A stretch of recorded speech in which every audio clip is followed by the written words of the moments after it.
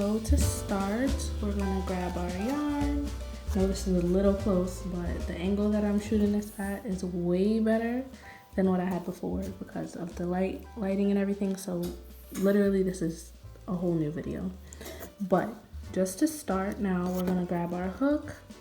2.7 milliliter is what I have. I think you can use anything between, anything less than 3 for this. I have size 1 crochet thread. I use Aunt Lydia's Fashion 3. Yeah, so anyway, the most important part of this is to leave a long tail. You may not need all of this, but it definitely makes a difference when we're making the bracelet and you need this thing to tie. And if you don't have it, I've made a bunch of bracelets where I forgot the tail and then I have to pull the whole thing out. And as you see, I did pull this one out and it gets squiggly, and then it's not so good for an end that's straight. You kind of can't get it back. So most important thing is to leave a tail. So we're going to leave a long tail and we're going to make a slip knot up here.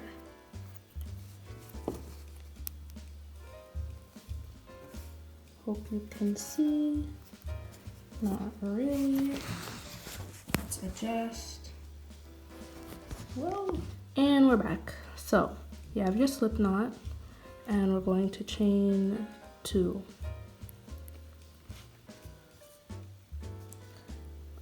Insert your hook into the first loop that you made, this first loop,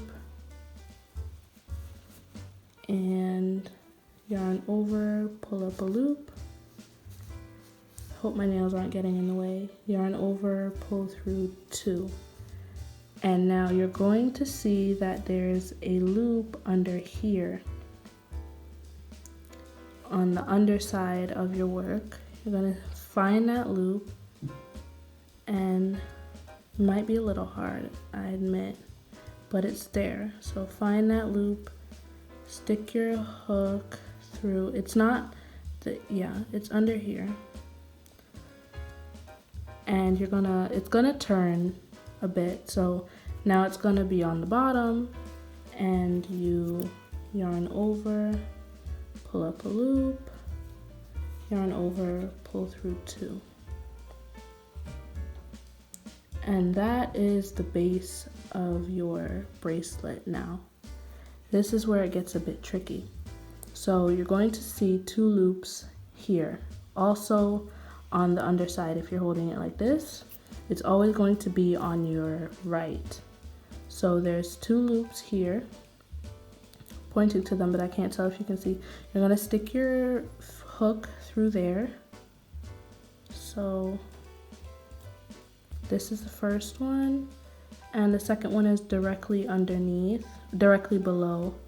It's gonna be a bit hard to get your hook through there, but that's okay. Just do the best you can. It's not usually this hard for me, it's just the way that I'm holding my work. And there you go, now you have 3 loops on your hook. So naturally your work is going to turn when you do this, and it's gonna always flip underneath right before you yarn over, and that's how it's supposed to happen. So don't be alarmed, and don't hold it too tightly to one position because it'll just make it more difficult for you, but it is supposed to turn. So you're gonna yarn over, pull through 2, yarn over, pull through 2, right? And if you can already spot it, there's 2 more loops going this way underneath your loop. So you're going to stick your hook through that again, both of those, right? It's gonna flip, yarn over, whoops, yarn over, pull through 2, yarn over, pull through 2. And that is just what we're gonna repeat the whole way through, and it's gonna get longer. So I'm just gonna speed this up a bit and we'll see how it looks when it gets longer.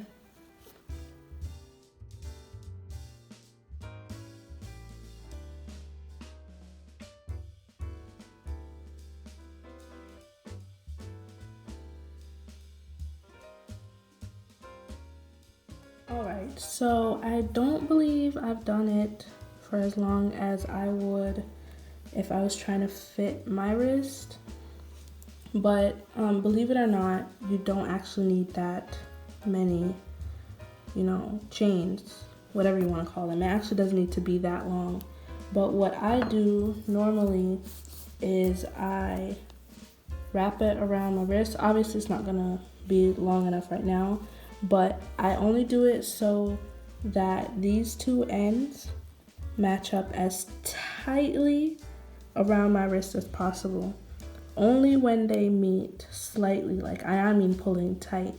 Because what happens is when I put these beads on, these beads, by the way, are, let's see, yeah, they're pretty tiny. The holes are just enough for my yarn to go through, but I still use this little makeshift, whatever you call them. I don't even know what you call them, but like to help me loop my beads onto the thread because they're still really tough for me to just pull it through. But the beads make a lot of, create a lot of space between the ends. So I need it to be just enough so that when I pull it, it's you know how it's not touching right there? The beads make a lot of space between them, so it's still roomy, but not too loose, if that makes sense at all. So yeah, you're gonna finish your chains. Of course, I make it smaller too for kid sizes, and again, it's actually not that much smaller than an adult size, but it does make a difference. So this is the kid size. Sometimes I will count the loops. These loops here in the middle, I don't know if you can see them, like bands going straight down.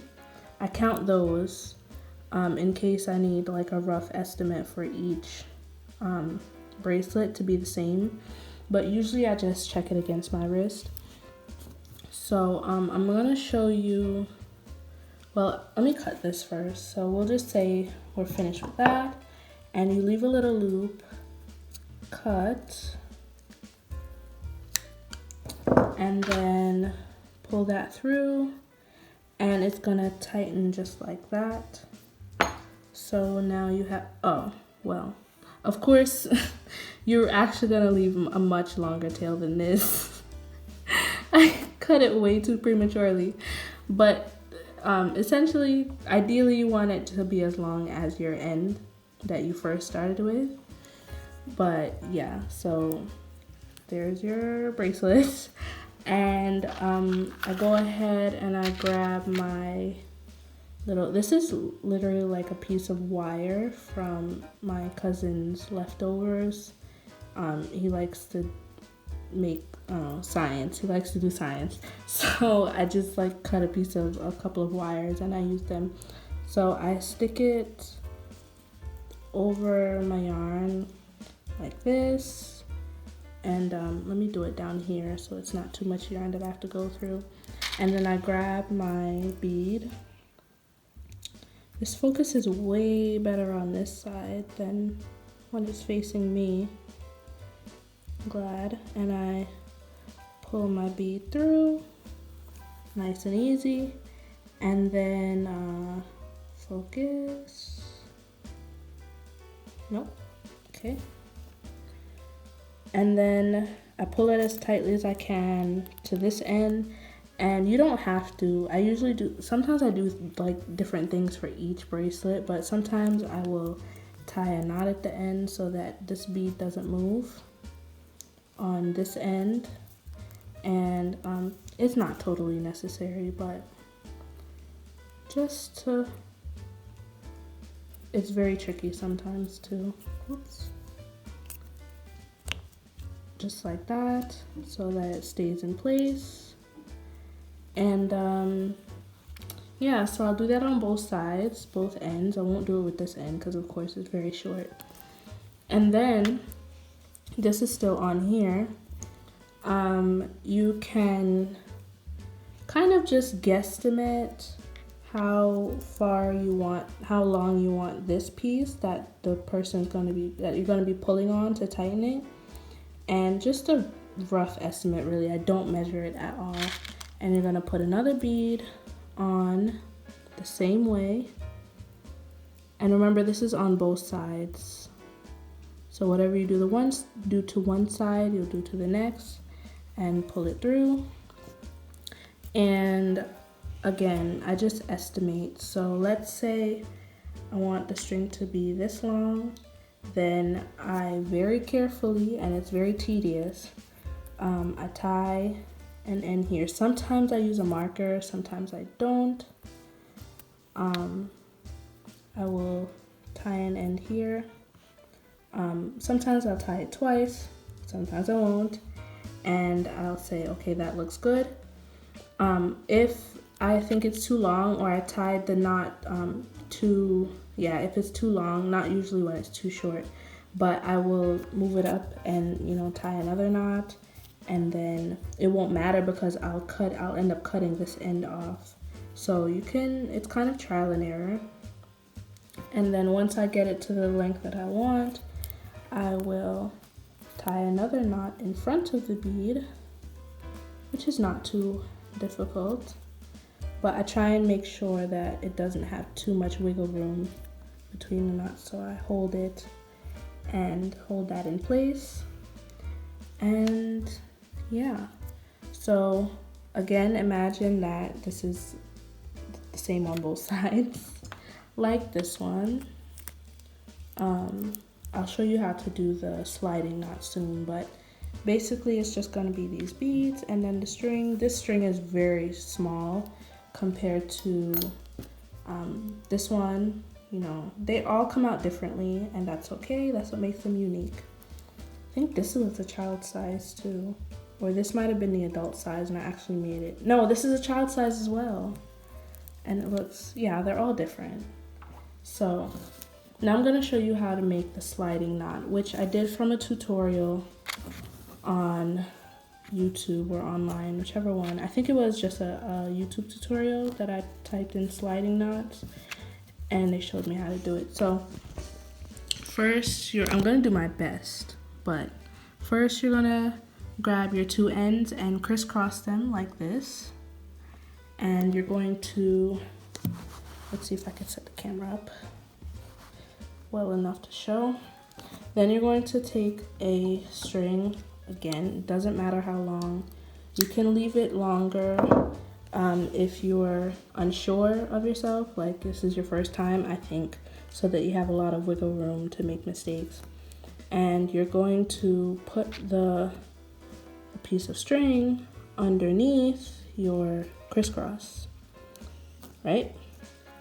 It doesn't have to be perfectly in the middle, but I like to try and get it at least, like in there. So you have your crisscross and your string that you're going to make the sliding knot with. You're gonna do a lot of tying here. So again, if you want to make it longer to be easy on yourself, I suggest that. You're going to tie a simple, you're going to tie, okay, let's get this straight here. You're going to tie a simple knot with your string. Just a simple knot, just to hold the crisscross in place while you do your other stuff. I don't think everyone does this either, tying this knot, but I mean, surprisingly, it still slides with this knot in here, and it makes it much easier on you once you're doing everything else. So you have this knot on here. Now, pay close attention. I wish I had the overhead view, but I need a stand that I just don't have to do that, so I'm trying my best. So you're gonna take both ends, right? And you're gonna drop one end leave it alone. Pull over this end. It doesn't matter which end you start with. Just know you're going to alternate each time.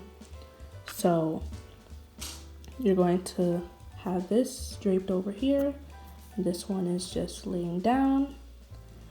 Now you're going to grab this end. Okay, you're going to grab this end and put it underneath the other string. Put it underneath your crisscross and bring it back up between this loop. Now, I wish I had the right words, but I don't, and I just hope that you can see it as well as, follow those instructions. So I'm going to lift it up a bit and see, and you're going to pull it tight. I like to hold it in place while I'm doing this so that the other side doesn't, get all floppy. And that's one. It doesn't look like anything right now, but soon, once you do it more, you get to see the pattern. So now we did one side, we're going to do the other side. So where we left this end, we let it go, we're going to let this end go and loop this one over, right? And we're going to put it underneath the string, the crisscross, and pull it up through between this loop, right?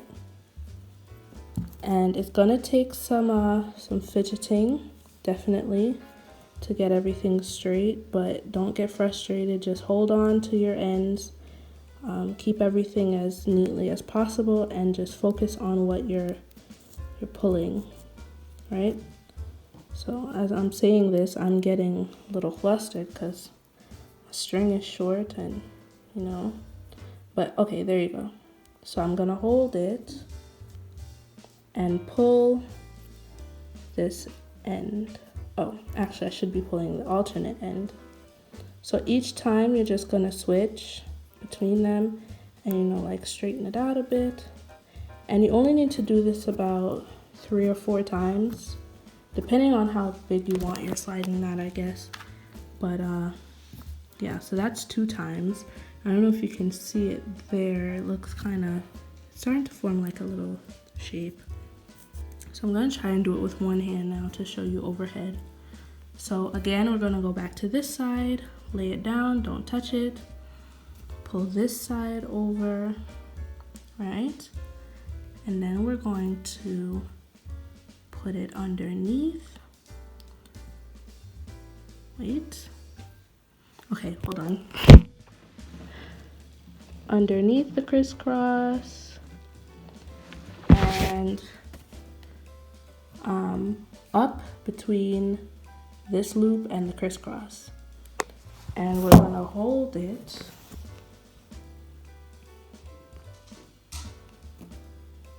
We're gonna hold all the strings there together while I pull, just so that nothing shifts, and pull it tight.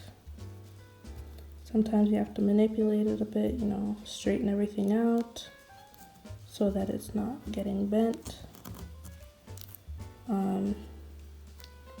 And pull. That one looks more like a knot, but my instructions remain the same. So we're gonna stop there. But I think you get the idea. If anything, I'm gonna link the sliding knot video that tutorial that I followed in the description, and you guys can follow that. But yeah, that's basically it. So then this might be a little tricky too. After you finish, you're satisfied with your sliding knot closure, to find out which ends were well, it won't be that tricky because you will have put your beads on already. And make sure that one bead is on the inside on these ends and one bead is on the outside. So then you just, slide it. And it's easier to put the beads on first, because once you start, playing with your sliding knot, if you don't have a bead on the ends, like this end, it'll just come right out. So it's good when you have your beads so that it'll stay, and then you just slide it tight and you cut your ends. I use fabric glue to secure my closure and my beads just so that they don't come out, but I guess you don't really need to. You can tie one last knot with for your closure onto your closure and then cut the ends, and then you're pretty much done. So here's one that's finished. I have glue here. I don't know if you can see that. I glued that. I glue these ends before I cut them off, just so that they are secure down there. And yeah, that's how I make these bracelets. So thank you so much for watching. I know that was like a mess. There was so much going on with my nails in the way, and you know, the camera angles and stuff, but I hope you were able to follow this tutorial and that you were able to make a bracelet out of it. If you did make a bracelet successfully, please send me a picture, tag me on Instagram at chels.crafts, and you know, let me see. And I love to hear your ideas for whoops, see what happens when you don't have a bead. I'd love to hear your ideas on more you know, tutorials, more videos. I want to keep growing this channel, and I know I have not been as consistent as I could be, but there's just so much going on. And but thank you guys for the love and support, and thank you for coming to my channel. See you next time.